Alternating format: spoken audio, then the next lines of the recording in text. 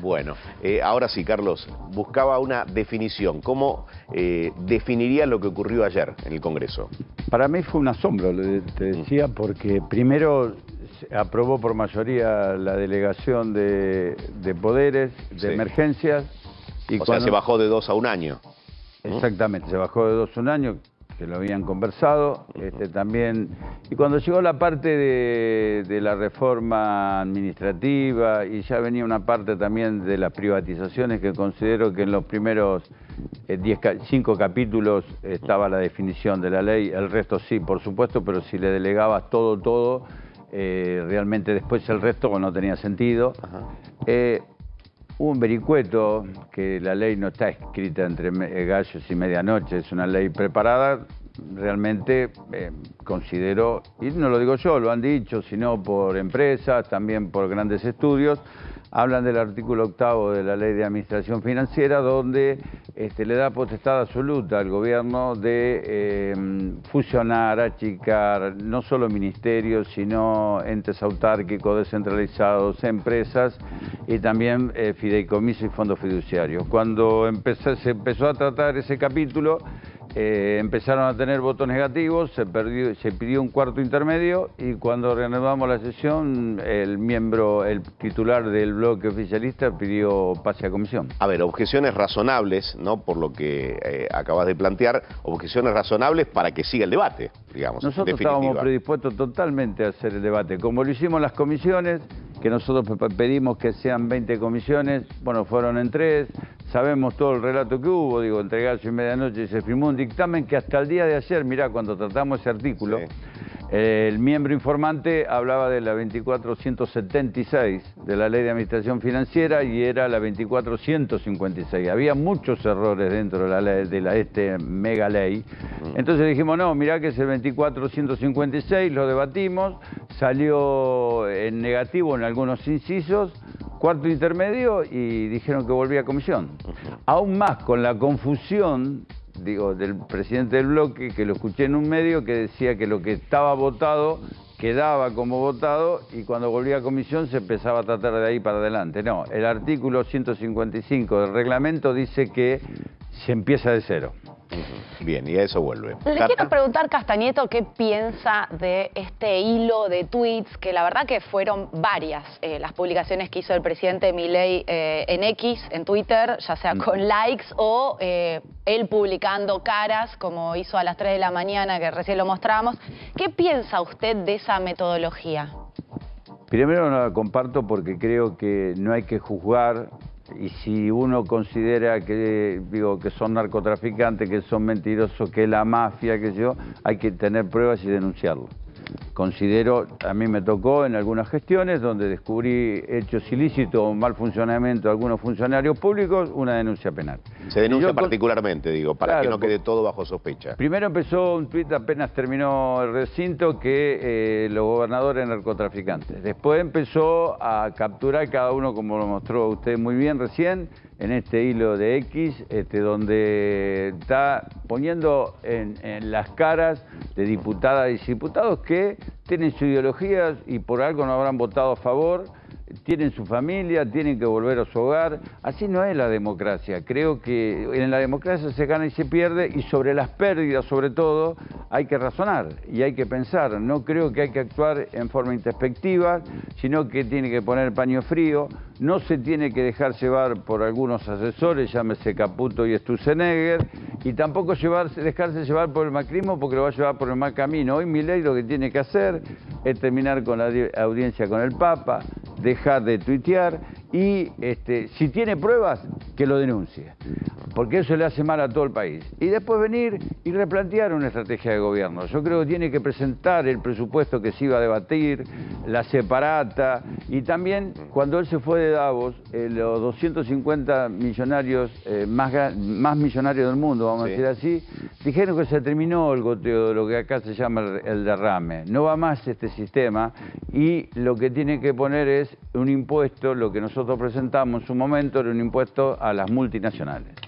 Ahora, Castañeto, con respecto a Milei, en el modo en el que está gobernando, el otro día Rosendo Fraga nos decía siento que está aprendiendo a gobernar, ¿no? Porque es una fuerza política nueva, porque muchos ni pensaban ni imaginaban que se iba a convertir en el término de 1 año y medio en el presidente de la Nación. ¿Cómo evalúa el futuro de Javier Milei por cómo ha sido este primer tiempo de gestión, estos primeros 2 meses? ¿Qué puede pasar a partir de ahora? Y creo que por su forma de actuar le va a dar la espalda al Congreso como la dio el primer día. El 1 de marzo tiene que venir a exponer porque se empiezan las sesiones ordinarias. Nosotros el Congreso lo vamos a seguir activando y trabajando porque vamos a seguir presentando distintos proyectos de ley.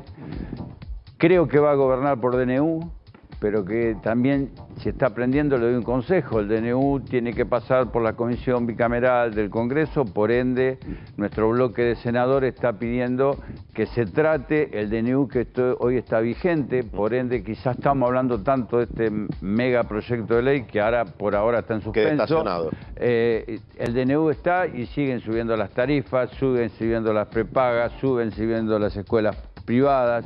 Digo, que gobierne.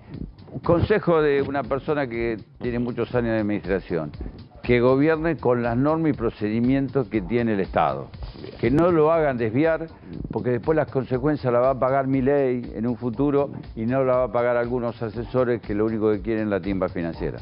Ahora, Castañeto, le pregunto por esto que usted está diciendo del DNU, porque el gobierno considera que adentro del DNU hay contenido incluso más importante que la ley ómnibus, según su mirada. Por ejemplo, el capítulo de la reforma laboral, que hoy está frenado por la justicia, está en manos de la Corte Suprema, que no tiene plazo para resolver sus causas, aunque ya está en condiciones de hacerlo. Y en el mientras tanto está esto que usted dice, bueno, se puede tratar en diputados y en el Senado. ¿Qué pasa con el futuro del DNU en lo que es el Parlamento? ¿Tiene chances, tiene números, por ejemplo, el kirchnerismo, el peronismo para tratar de cuestionar el DNU en el Congreso? ¿O va a quedar ahí también empantanado, al igual que en la Corte Suprema, por un tiempo? Yo considero que si el presidente sigue enjuiciando, maltratando, hablando de diputadas y diputados, de gobernadores y gobernadores, yo creo que en corto plazo el DNU, tanto o en diputados o en el Senado, también va a tener otro revés legislativo. Porque usted dice que bloques aliados pueden llegar a... Porque si a mí me dicen... a voltearlo. Si a mí me dicen que soy narcotraficante, que soy coimero, que soy un tránsfuga, que soy esto, que soy aquello, y creo que hubo un montón de reuniones, porque fueron más de 40 días de reuniones de comisiones, de debate en el Congreso, de debate serio y responsable. Hubo un montón de negociaciones, hubo un montón de versiones que yo no las voy a decir porque no tengo certeza de que fueran así. Entonces digo, y si decían, vamos a participar del puesto de país, vos venís a negociar, y al otro día hablé con vos, y después hablo con Eduardo, a la tarde sale un tuit de Eduardo diciendo que lo que hablé con vos no vale. Entonces, llega un momento que decís, bueno, esperá, pongo la barba en remojo, me pongo cosas y digo, a ver, vamos a tratar seriamente y empecemos a trabajar el 1 de marzo como empecemos a trabajar, porque realmente no hay problema de trabajar, pero llamó a una extraordinaria con una ley que se sabía que no tenía sustento, una ley que modificaba 300 leyes.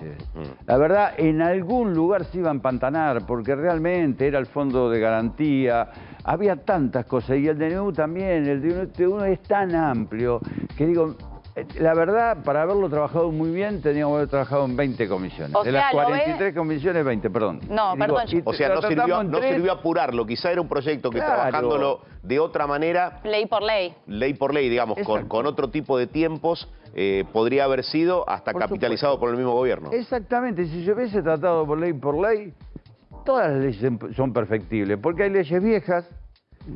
Modificó leyes, en este proyecto hay modificación de la ley de procedimiento administrativo de 1989. Digo, está bien que se actualice, pero no podés mezclar el fondo de garantía con la ley laboral, no podés sacar la cultura con, no sé, la reventa de el error estuvo en la forma, inicialmente. En la forma, el resto hay que debatirlo. Ahora, cuando Patricia Bullrich, y lo mencionaba Cata al inicio, dijo que la verdad mejor que no se aprobó, que no siguió el tratamiento, porque había quedado un proyecto de ley tan delgado que no tiene sentido, ¿no?, para la idea inicial que tenía Javier Milei. Ahora, queda la sensación que si no encuentra todo, es nada, y volver a empezar? Sí. Porque, a ver, uno ve a ministros como Guillermo Franco y da la sensación que es línea Milei, pero que tiene otra intención en el mientras tanto, digo, en el camino, digo, diálogo, negociación, pero termina concluyendo lo mismo, ¿no? Guillermo Franco decía en las últimas horas lo siguiente, escuchémoslo.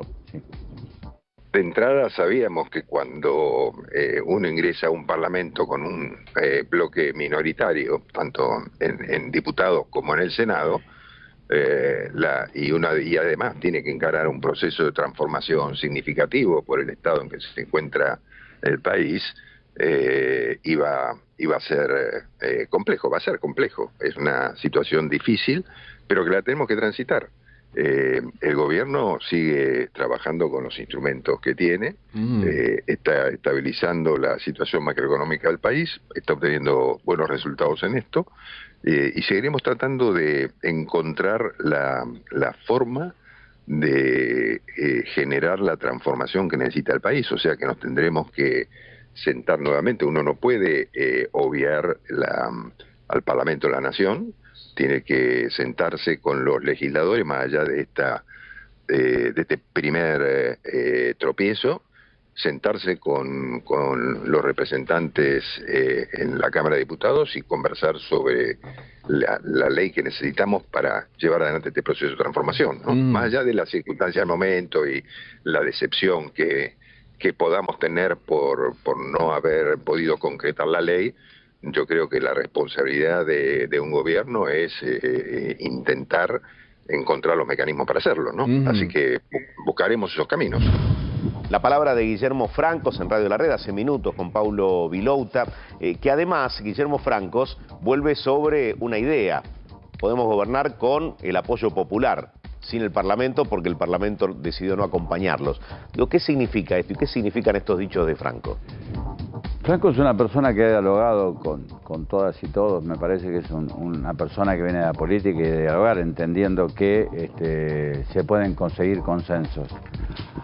Ahora el acompañamiento popular hoy yo no lo veo en la calle. Creo que el paro que hubo y la gran movilización, no solo de la CGT, sino de distintos sectores, como yo decía anteriormente, vinieron a exponer más de 200 asociaciones de la sociedad civil, culturales, deportivas, y todos estaban contra este mega proyecto de ley o contra el DNU.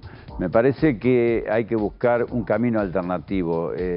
Yo creo que el presidente lo han rodeado 2 o 3 personas, mismo Patricia Bullrich, que tiene una forma de ser que es todo o nada. Y esto en la vida no es todo o nada. Mencionaste a Bullrich, a Sturzenegger y a Caputo. Porque son los que le hacen muy mal. Ajá. Y yo creo que hoy el macrismo le va a copar totalmente el gobierno. Y le va a querer copar. ¿Qué significa? Que la si Cámara de Diputados. Que si hay algún movimiento en la estructura de gobierno, van a entrar alfiles de Macri. Y ya entraron, porque yo no creo que Caputo no sea alfil de Macri, Sturzenegger desde afuera lo mismo. Y más allá de que podemos hablar de Bullrich, que puede estar distanciado o no, sigue siendo presidenta del PRO. Entonces una cosa es lo que se dice y otra cosa es lo que es. Para mí le han copado el ala más dura del macrismo, los halcones como lo llamaban, donde lo van a hacer al presidente, por esto que decías, perdón que te tutee, lo que decías vos, quizás por su inexperiencia política. No es lo mismo estar en una empresa que estar en el Estado. Es muy amplio, abarcativo, de diálogo, y encuentran a 3 personas que es a todo o nada, porque fíjate que hoy Caputo vuelve a expresar que se va a endurecer. Ahora yo pregunto, los fondos de coparticipación que son automáticos, que entran a la FIP, de la FIP va al Banco Nación y el Banco Nación lo distribuye a las provincias, ¿lo va a parar Caputo? Si lo para, hay un incumplimiento de funcionario público. Entonces que dejen de amenazar, que dialoguen con los gobernadores, que veamos de dónde podemos recaudar más.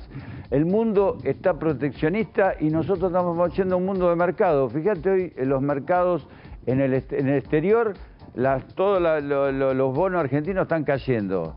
¿Por qué? ¿Para qué? ¿Cuál es el sentido de volver todo para atrás? ¿Hicimos cosas mal? Nosotros también hicimos cosas mal, pero mejoremos lo que hicimos. No regalemos los recursos naturales, no regalemos los derechos. O sea, a mí me tocó el año pasado ir por la FIP a Ginebra a exponer y nos reconocieron en el mundo como el país de la mayor seguridad social en el mundo. Nos tomó como ejemplo Francia, que miramos, ¿no? Alemania. Nosotros tenemos derechos desde antes de nacer hasta que nos morimos. Hay ¿Por qué dar vuelta a Carlos, todo? hay un 99% de cobertura en seguridad social. Sí. Es el país que se destaca, por lo menos en la región. En Aunque América haya cosas Latina. perfectibles, corregibles y Pero te muchas digo, que hay que Pero la solucionar. cobertura En el mundo, es la más alta. En el mundo, te digo, no, Argentina salió primero en el mundo de cobertura de seguridad social. Digo, bueno, Sí. está bien, eso está bien. ¿Qué estamos haciendo mal? Mejorémoslo. Hay que poner valor agregado a la producción. Nosotros tenemos que exportar.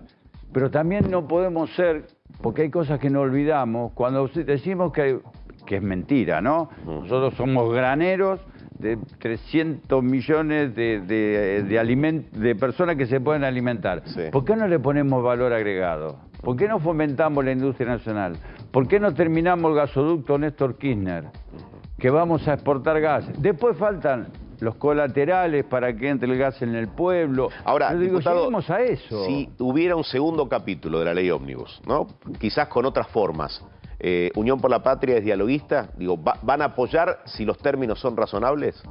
Pero me parece que esta ley hay que desguazarla, porque términos razonables en esta ley yo no le veo, si vamos a tratar, vuelvo a insistir, sacar el Fondo de las Artes y trato la reventa de entradas, o la privatización del fútbol. Me parece que hay cosas que van en ordinarias, en sesiones ordinarias, y en otras en sesiones extraordinarias.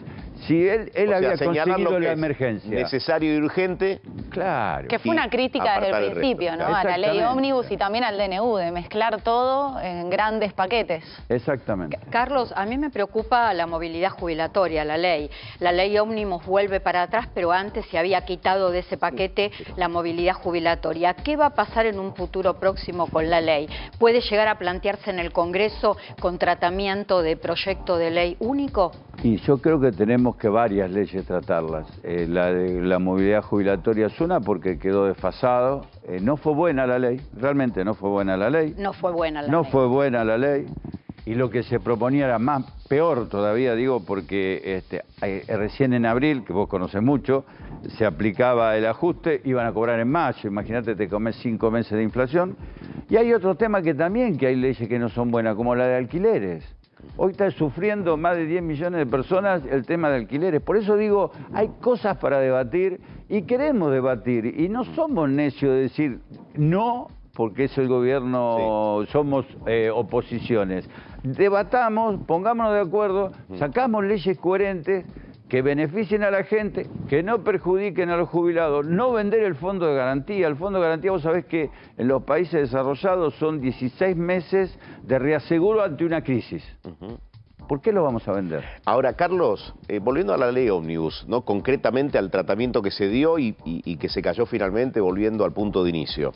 Digo, ¿se vuelve de los agravios del presidente? Digo, de las calificaciones de delincuentes a los diputados, de saboteadores a los gobernadores. Digo, ¿el clima ese puede modificarse? ¿Lo puede modificar el presidente? Yo lo veo difícil, digo, no me siento involucrado porque desde un principio nuestro bloque mantuvo una coherencia, una responsabilidad, debatimos artículo por artículo, debatimos la ley en general, presentamos propuestas, modificaciones, fuimos una parte que a pesar de ser opositor, fuimos coherentes con la conducta del bloque y con las propuestas. Con respecto a los sectores más dialoguistas, yo creo que es muy difícil, si yo te trato de esa manera, poder dialogar.